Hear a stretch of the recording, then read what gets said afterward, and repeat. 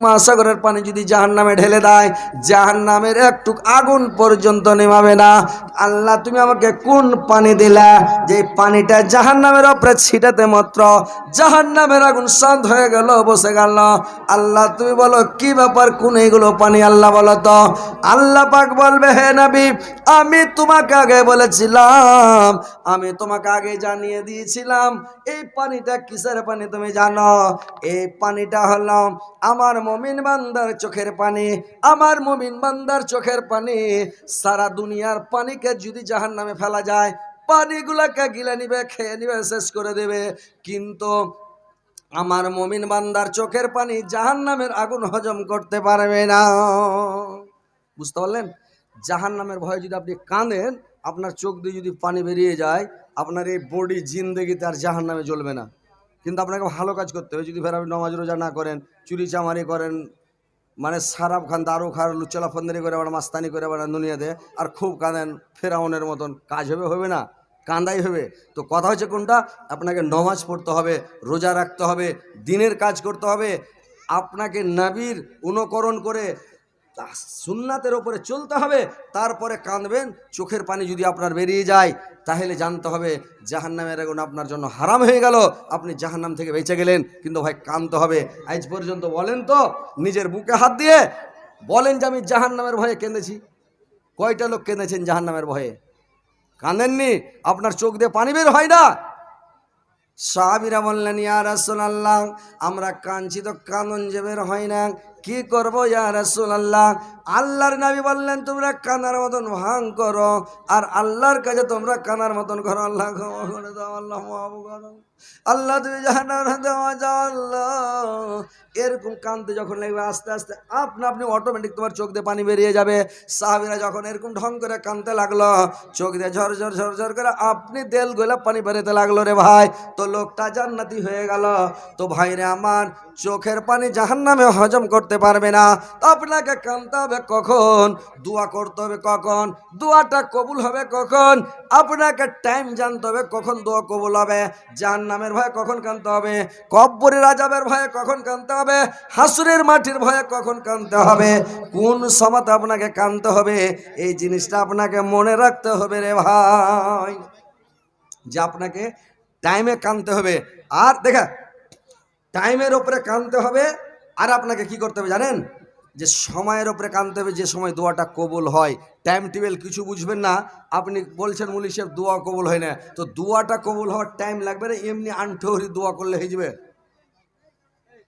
একটা লোক বলছে যে আমি দোয়া করছি আস্তাগফিরুল্লাহ আস্তাগফিরুল্লাহ আস্তাগফিরুল্লাহ, এটা কোনো দোয়া হলো? আস্তাগফিরুল্লাহ বলে গুনাহ মাফ হয়ে যাবে? আল্লাহ ক্ষমা করে দেবে? হ্যাঁ? কেউ বলছে তোবা তোবা তোবা। একটা লোক চলে এসে আমার কাছে এসে বলছে, মুল্লি সাহেব আমি সব দিনই বলি তোবা তোবা তোবা। আমি বলছি তোবা মানে সে পায়ে যদি গু লেগে যায় তখন তোবা তোবা, গু লেগে আছে, তোবা তোবা এরকম করে মানুষ। ওইটা গুনাহ মাফের দোয়া? দোয়া করতে হবে। তোবার মানে হলো আল্লাহর কাছে সিলিন্ডার হতে হবে, আল্লাহর কাছে পাপটার জন্য লজ্জিত হতে হবে। আল্লাহর কাছে তোবার মানে হলো ফিরে আসা, আল্লাহর কাছে যে একদম লজ্জিত হয়ে সিলিন্ডার হয়ে আস্তাগফিরুল্লাহ আস্তাগফিরুল্লাহাল্লাযী লা ইলাহা ইল্লা হুয়াল হাইয়ুল কাইয়্যুম ওয়া তুবু ইলাইহি। আল্লাহ তুমি ক্ষমা করো, জীবন আর গুনাহ করো না, পাপ করো না, আমি আজকে থেকে তোবা করছি, তোমার কাছে ফিরে এসেছি, আল্লাহ তুমি মাফ করো। আল্লাহ মাফ করবে। সময়টা দেখতে হবে কোন সময় দোয়াটা কবুল হয়। মানুষ বলছে দোয়া কবুল হয় না, যে তাড়াহুড়া করবে ওর দোয়া জিন্দেগিতে কবুল হবে না। যে লোকটা হাঁকাড় বাঁকাড় করবে ওর দোয়া জিন্দেগিতে কবুল হবে না। হাঁকাড় বাঁকাড় করতে হবে না, আপনাকে ধীর স্থিরভাবে দোয়া করতে হবে, শান্তিভাবে করে যান, দোয়া করে যান, করে যান। কখন কবুল হবে? কবুল কিন্তু হবে। হাত উঠেলে ঘুরবে না, রদ হবে না, মানে এটা আল্লাহ কারুর হাতকে ঘুরাই না, আর আল্লাহ ঘুরেবেও না।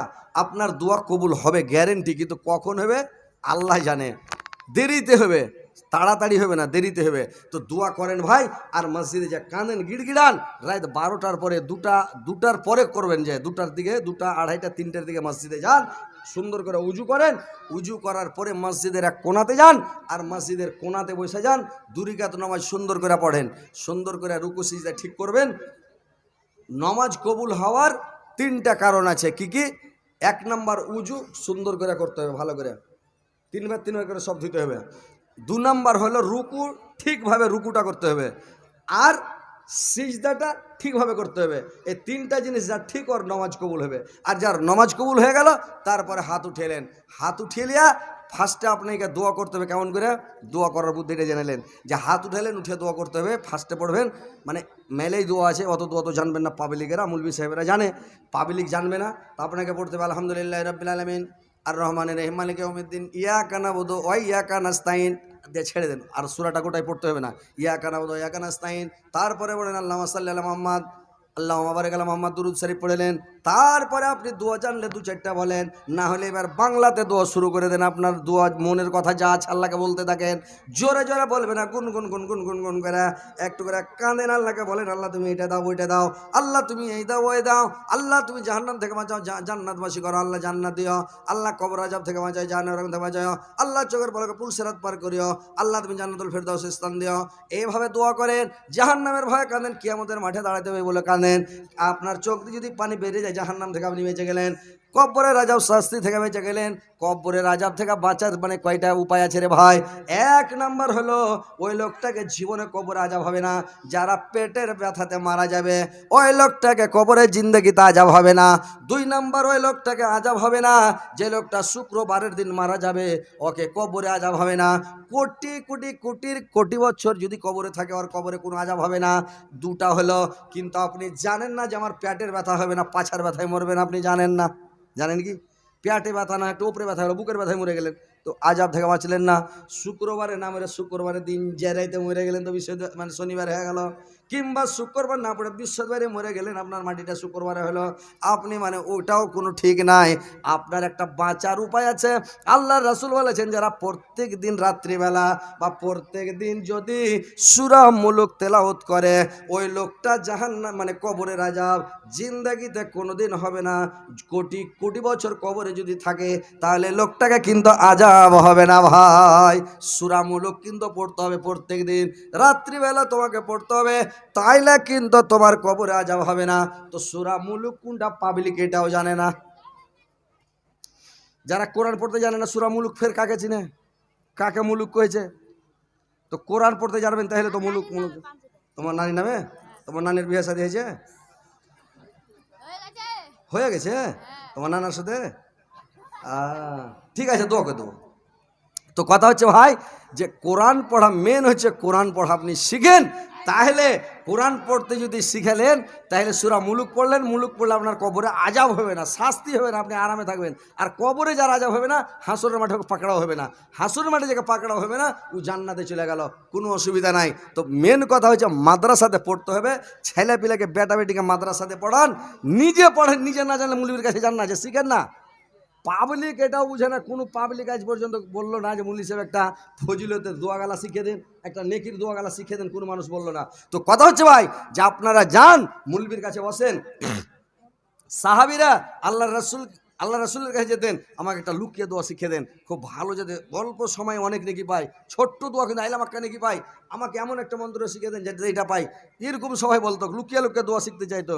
আর এখনকার পাবলিক মুলবির কাছে যাবে না, দোয়া শিখতে যাবে না, কোনো সূরা শিখতে যাবে না, কোনো সুন্নাত তরিকা মানে কীভাবে নামাজ পড়বো, কীভাবে কী করতে হবে, কী করে গোসল করতে হবে, কীভাবে ফরজ গোসল করবো, কীভাবে সুন্নাত গোসল করবো, কেন করে গোসল কখন ফরজ হয়, কী করে ফরজ হয়, এগুলাও জানে না।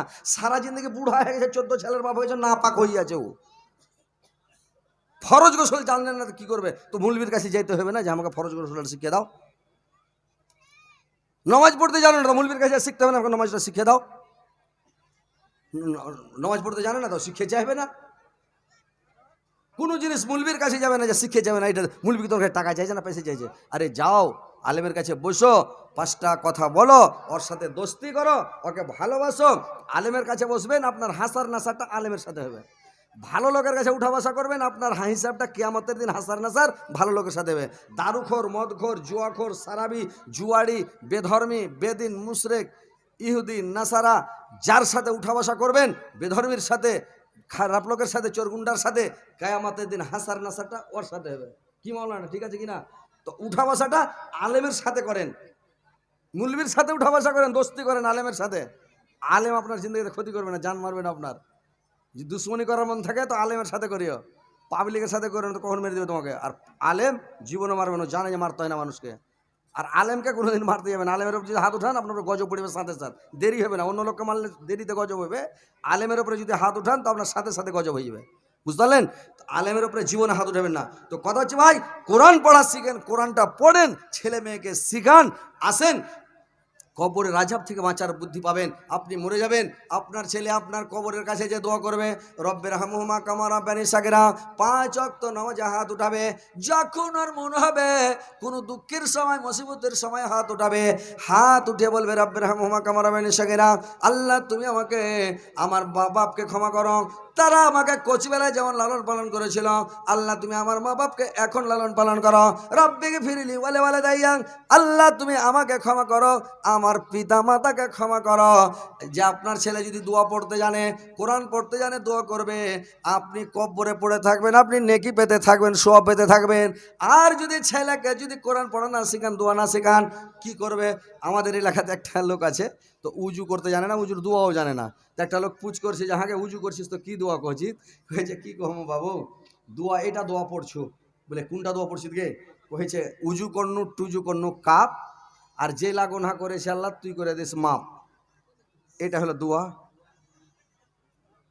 এটা দোয়া হলো জি, উজু করনু টুজু করনু কাপ, যে লাগোনা করেছি আল্লাহ তুই করে দিস মাপ, এটা কোনো দোয়া হলো? হ্যাঁ, ওই যেরকম মেয়ে ছেলে, মানে এরকে কোনো কথা বলার লাইসেন্স নাই, মানে কোনো ঢং তো নাই কোনো জিনিসের। মেয়ে ছেলে যখন ডিম ভাঙবে তখন একটা দোয়া পড়বে ওরা, এই দোয়াটা ওরা জানে না। মানে ডিমটা যে ভাঙতে হয়, তো ডিম ভাঙলে যে দোয়া পড়তে হয়, এই দোয়াগুলো ওরা পড়তে জানে না। তখন কি করে?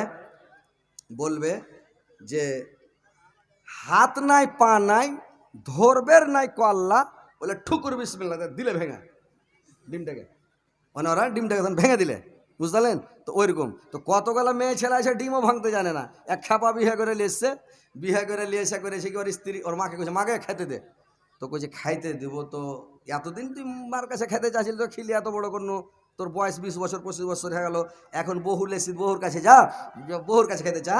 তখন ওর স্ত্রীকে কইছে খেতে দে, তো তখন বহু যে ওর শাশুড়িকে কইছে মা কী দিয়ে খেতে দেবো, তরকারি জানাই তোমার বেটা কী দিয়ে খেতে দেবো? কইছে একটা ডিমের চিদাই তোল। ই তখন লইয়া বহু গেছে ডিমের চিদাই তুলতে, পেঁয়াজ কেটেছে, যত মশলা দিতে হয়, তেল নুন হলদি মরিচ সব একটা একটা করেছে। ডিমটা যে ভেঙে দিবে, তো ডিম আর ভাঙতে জানে না। ডিম টেলে বসে আছে, আর হেঁসা আগাদিকে ধরে আছে, পা দিয়েছে বা হেঁসান ধরে আছে, ডিমটা কাটবে না ভাঙবে, খাড়ো মনে কাটবে না পাথরে মনে কাটবে, জীবনে বাপের বাড়ি কাজ করেনি, বড় লোকের বেটি ডিম ধরে বসে আছে। আর ওর শাশুড়ি খাড়ি আছে যে কেন করে ডিম কাটছে দেখি, তুই তো ভালোবাসা করে কোর্ট ম্যানেজ করে তুই বিয়ে করেছিস তো আপনার ইচ্ছেতে নিজের পছনে, তো দেখি তুই কেন করে ডিম ভাঙছিস। ই খাড়ি আছে, আর শাশুড়ি খাড়ি আছে কিছু বলে না, নন্দ খাড়ি আছে কিছু বলে না, যা খাড়ি আছে কিছু বলে না।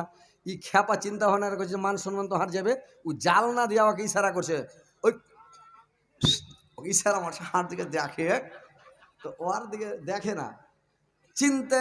চিন্তায় পড়ে গেছে চাংলাটা, চিন্তা করে কয়েছে হাই আল্লাহ, একে বিয়ে করে আমি কি করবো, কপালে হাত ছুঁয়েছে, আল্লাহ কি করবো, কোন বোকা বেটে ছেলেকে বিয়ে করলো, মানে এই চিন্তা করে কপালে হাত ছুঁয়েছে। আর ওর স্ত্রীটার নজর ঝোঁকে পড়ে গেছে যে এই তো কপালে ঠুকে ডিম ভাঙতে কইলে ডিমটাকে লিয়ে আর পাচাং করে দিয়েছে ঠিক লইয়া বহুর দাড়ি মোচ সব লাল পেলা হয়ে মুখ টুক সব আঠায় শেষ। তো ওইরকম মানে যে কোনো জিনিস একটা জানতে হবে নাকি, হ্যাঁ? তো যে তো ওইরকম মাইয়া লোক এটা দোয়া কোনো নাই, দোয়া হাদিস কোরআনে কিছুতে পাবেন না কোনো জায়গাতে। ওরা একটা মানে এমনি বানাওটি দোয়া পড়বে যে হাত নাই পা নাই ধরবের নাই কল্লা ঠুকুর বিসমিল্লাহ, এটা বলে ডিম ভাঙা দোয়া। তো এরকম মাদ্রাসায় যান, মুলবির কাছে যান, মাওলানার কাছে যান, দোয়া গালা শিখেন, কোনটা দোয়া কখন কেমন করে পড়তে হবে, কখন পড়তে হবে, কী করে পড়তে হবে, দোয়া গালা শিখেন। মাদ্রাসায় যান, ছেলেপিলেকে মাদ্রাসায় দেন, বোকা মূর্খ করে ছেলেকে ওই আপনারা কহেন মানে মুরুখ কহেন, যারা মূর্খ ওরাকে মুরুখ কয়েছেন, আর হারঘে মধ্যে মূর্খ কয়েছে, বাংলাতে মূর্খ কয়েছে, আর আপনাকে বিহারের লোক মুরুখ কয়েছে। তো ওই মুরুখ কইরা মূর্খ কইরা খ্যাপা করে মানুষ করিয়েন না, কোরআন দান করে ওকে, মানে কোরআন শিক্ষা দেন, ওকে কোরআন পড়তে লাগান, মাদ্রাসায় দেন ভাই। তো কথা হচ্ছে এই মাদ্রাসাকে টিকার জন্য, মাদ্রাসা তোমার দাদু দাদি নামে, তোমার দাদু মরে গেছে, বেঁচে আছে? দাদু মরেছে, দাদি বেঁচে আছে? আচ্ছা দোয়া করো তোমার দাদি যাতে ভালো থাকে, তোমার দাদু যাতে জান্নাতবাসী হয়ে যায়, আমিন আল্লাহুম্মা আমিন। তো ভাই তো কথা হচ্ছে এই মাদ্রাসাটাকে টিকার জন্য, মাদ্রাসাটার মা বাপ নাই ভাই, মাদ্রাসা হচ্ছে ইয়াতিম, ওর মা নাই, মাদ্রাসার বাপও নাই, আপনারাই ওর বাপ, আপনারা আমরাই ওর বাপ, আপনারা আমরাই হচ্ছে ওর মা। আমরা কি চালাইতে হবে, টাকা দিতে হবে, সাহায্য সহযোগিতা করে মাদ্রাসাটাকে টিকিয়ে রাখতে হবে। ছেলে পিলেকে কোরআন হাদিসের শিক্ষা দিবেন, ও নমাজ পড়বে, ভালো ব্যবহার করবে, পিতামাতার হক আদায় করবে, বড়োর ইজ্জত করবে, ছোটকে ভালোবাসবে, মানুষের সাথে সৎ আচরণ করবে, ভালো ব্যবহার করবে। তো কথা হচ্ছে ভাই, মাদ্রাসাটাকে টিকার জন্য আমি এখানে আপনাদের মধ্যে দেখতে চাই, আপনারা আসেন, একটু আল্লাহর ওয়াস্তে একটু দান করেন, আল্লাহকে খুশি করেন, সন্তুষ্ট করেন। এই টাকাটা যে দান দিবেন, এটা সাদকা জারিয়া, কিয়ামত পর্যন্ত নেকি আপনার কবরে পৌঁছিতে থাকবে, আপনি আনন্দ করতে থাকবেন, শান্তিতে থাকবেন, কোনো আজাব শাস্তি কিচ্ছু হবে না। তো ভাই আমার অনুরোধ, আপনারা আসেন একটু এই মাদ্রাসাটাকে টিকার জন্য, আল্লাহর ওয়াস্তে আপনারা আসেন। আমি এখানে দেখতে চাই যে আপনারা মানে ইসলামের কয়টা বুনিয়াদি ভাই, ইসলামের বুনিয়াদ কয়টা কয়টা? আরে বাবা, আপনারা জানেন সাংঘাতিক ব্যাপার, ইসলামের বুনিয়াদ হলো 5টা। আল্লাহ নমাজ ফরজ করেছে কয় ওয়াক্ত জি ভাই? 5 ওয়াক্ত। আর ইসলামের বুনিয়াদ হলো 5টা, আর 5টা জিনিসের উপরেই বুনিয়াদটা ডালা হয়েছে, বুনিয়াদটা আছে। 1 নম্বর কালেমা, 2 নম্বরে হচ্ছে নামাজ, তারপরে রোজা, তারপরে হজ, তারপরে জাকাত। এই 5টা জিনিস। তো এই 5টা হচ্ছে ইসলামের স্তম্ভ, মূল খুঁটি, মেন খুঁটি, মানে এটাই হচ্ছে মেন জিনিস। তো আমি 5টা লোক এখানে আমি দেখতে চাই যে আমার ভাই কে আল্লাহকে ভালোবাসেন, আল্লাহর রাসূলকে ভালোবাসেন, মাদ্রাসাকে ভালোবাসেন, কোরআনকে ভালোবাসেন, দিন ইসলামকে ভালোবাসেন। 5টা লোককে আমি দেখতে চাই। মাত্র 5,000 করে টাকা আমি নেব 5টা ভাইয়ের কাছে। এখানে কে আসবে আমার হাতে দিবে 5,000 করে টাকা, যে মাওলানা আমি 5,000 দিলাম, ওর জন্য আমি প্রাণ খুলে দোয়া করবো, একদম দিল খুলে দোয়া করবো ওই ভাইয়ের জন্য, আল্লাহ যেন আমার ওই ভাইয়ের জীবনের গুনাহ আল্লাহ মাফ করে দেন, আর ওকে মরার সাথে সাথে যাতে আল্লাহ জান্নাত প্রবেশ করিয়ে দেন। ইনশাল্লাহ আমি দোয়া করব। আমার দোয়া যদিও কবুল না হয়, তাহলে অনেক আমার মাওলানা সাহেবের আছেন, বয়স্ক মানুষ আছে, বুজুর্গ মানুষ আছে, হাজি সাহেব আছে, জামান লোক আছে, হাদিস আছে, জামান লোকের দোয়া কবুল হয়, বুড়া লোকের দোয়া কবুল হয়, ছোট ছেলের মাসুম বাচ্চার দোয়া কবুল হয়। ইনশাল্লাহ কবুল হবে। হাজার হাজার লোক আছে, কারো না কারোর দোয়া কবুল হবে, আপনার কাম বনে যাবে। वॉलंटियर से मैं गुजारिश करता हूं कि पीछे लरवा नहीं है, यानी पुआल जिसको हम लोग बोलते हैं, आप लोगों से गुजारिश है कि उनका बैठने का व्यवस्था करें। लोग खड़े हैं, घूम के भी जा रहे हैं, ये अच्छी बात नहीं है। हम उनको बुलाए हैं बैठने के लिए, भगाने के लिए नहीं। इसलिए आपसे मेरी अपील है, और तहे दिल से अपील है कि आप, वो हमारे मेहमान हैं, हमें उनकी इज्जत करनी चाहिए। अगर हम इज्जत नहीं करेंगे तो हमारा बुलाना उनका बेकार हो जाएगा। इसलिए आपसे अपील है कि जितने भी वॉलंटियर्स हैं, आप सभी हजरात से गुजारिश है कि बगल में जिनके भी पुआल हैं, मुट्ठी भर भर करके लाइए और उनको बैठने की व्यवस्था दीजिए। कोई भी व्यवस्था हो, चाहे जाल हो, चाहे तिरपाल वगैरह हो, कोई भी हो, लेके आइए। এরা বুদ্ধি জানে না, চাপ্পাল গালা পাছার তলে যা বসুলিত হয়ে যায়। কাঁড়ি পলের অসুবিধা আছে, এত গালা লোক কাঁড়ি পল জুড়াইতে পারছে কি? চাপ্পাল গালা এত দাম দিয়ে কিনেছেন, দিয়ে বসে আর। তো যাক আলহামদুলিল্লাহ। মোহাম্মদ ইসমাইল ট্রেক্টর মালিক, আপনার মেলে বড় ফ্যান। ও মোহাম্মদ ইসমাইল ট্রেক্টরওয়ালা আমার খুব বড় ভক্ত। আমি দেখতে চাই আমার ভক্তকে কেমন, খালি মুখে ভালোবাসে না ভিতর থেকে ভালোবাসে। আসেন তো ভাই, একটু ইসমাইল সাহেব একটু দেখা করেন, ট্রেক্টরওয়ালা ইসমাইল ভাই। ইসমাইল নামটা কত ভালো জানেন? কত ইসমাইলকে কুরবানি করেছে, তাও কিছু কয় না।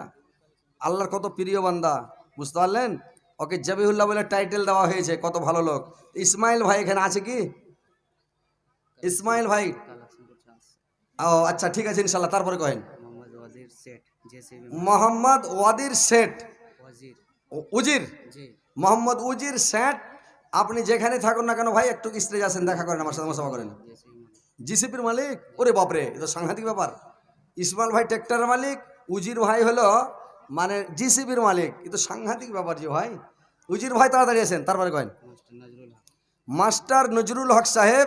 আপনি কোথায় আছেন ভাই, একটু আসেন, দেখা করেন, স্টেজ আসেন। ডাক্তার জাহাঙ্গীর আলম, হজরত আলী উফে চামরু, আপনার নিতে ওরে বাপরে, হার মিতে চামরু কেন কইছেন, হজরত আলী কহেন। ওর চামড়া না তো চিন্তা করবেন। ও আচ্ছা আচ্ছা, মেলায় হজরত আছে নাকি? জি ও আচ্ছা আচ্ছা, ঠিক আছে। আইনুল হক উর্ফ কালু ফার্নিচার। आइनुल हक আইনুল হক উর্ফে কালু फर्नीचर ফার্নিচারওয়ালা। আপনি কোথায় আছেন একটু দেখা করেন, স্টেজে আসেন। राजू मंडल पागलवाड़ी রাজু মন্ডল পাগলবাড়ি, अब्दुल मजीद नारायणपुर আব্দুল মজিদ নারায়ণপুর। আপনি কোথায় আছেন ভাই? যেটির নাম বলা হয়েছে আপনি তাড়াতাড়ি আসেন, তাড়াতাড়ি আসেন। হ্যাঁ বলেন তারপরে। হ্যাঁ, তো এই লোকটি আপনারা যেটির নাম বলা হলো, দেখেন সবারই নাম মেয়েকে বলা হয় না, বুঝতে পারছেন? সবারই নাম ভাইরাল হবে, হবে যে ভাই। ওই একটা লোক কয়েছে যে দুনিয়ার লোককে মোবাইলে দেখেছে, টিভিতে দেখেছে, টেলিভিশনে দেখেছে, আর আমাকে জিন্দগিতে দেখে না। ওর মন খারাপ হয়ে গেছে, মন খারাপ হয়ে যায় ব্যাংকে ঢুকে, আর ব্যাংকের মানে ম্যানেজারকে ধরে 2 ফাইট লাগিয়ে দেয়। এই ব্যাংকওয়ালা ফোন করে দেয় পুলিশকে, তাড়াতাড়ি এসো, আমার এটা ডাকাতি ঢুকে গেছে ব্যাংকে। পুলিশ ফট করে আইসা ধরে নিলে, ধরে লিয়ার ওকে তখন খাঁচা খাঁচ ফটো খিঁচছে, ইউটিউবে দিছে, ফেসবুকে দিছে, টিভিতে দিছে, সবাই দেখছে। ওকে নিয়ে জেলে ভরে দেয়। জেলে ভরে, জেলের মধ্যে কিন্তু টিভি থাকে ভাই। আপনার বিহার আছে কিনা?